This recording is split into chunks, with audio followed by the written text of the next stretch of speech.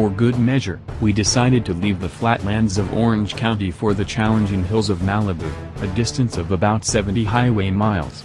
By the time we set out, the Niro PHEV's battery was all but depleted from the previous day's driving. You go through those 26 miles of all-electric range quickly. Without the assistance of a fully charged battery, we struggled a bit in passing maneuvers, although the Niro PHEV happily cruised just above the speed limit. Technically, the Niro PHEV offers two drive modes, Eco, Default, and Sport, selectable via gear lever, and two modes to use and recharge energy, Hybrid and EV. Unlike some plug-ins, there is no hold mode or an aggressive battery recharge setting. Once you've consumed the juice, there's no instant recharge.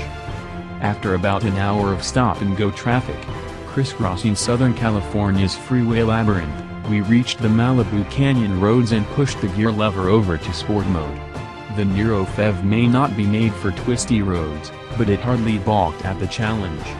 Making the steep, 2,000-foot ascent to the top of the road heavily drained the electric reserve power, but a light touch and surprisingly heavy regenerative braking returned 5 miles of all-electric range at the bottom of the hill. Body roll was minimal, and the eco-friendly Michelins didn't squeal as much as expected, based on experiences with similarly equipped vehicles. We are trying to change the perceptions of plug-ins, in general, Niro product manager Garrett Ono told us. Niro was built to be a dedicated, electrified platform.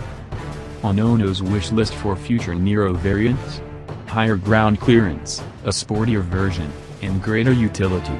At 6.3 inches off the ground, the Niro PHEV doesn't qualify as an SUV by CAFE standards, something that could prove useful to Kia, as it plans to make plug-in hybrids part of a larger strategy that also includes fuel cell vehicles.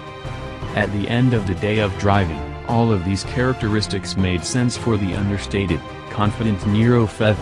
Without substantially more electric range than the competition, it may not advance the game for plug-in hybrids, but it does sweeten the deal for the likable Niro. Factor in local rebates, credits, and incentives, and it could make even more sense than the Niro that can't be plugged in.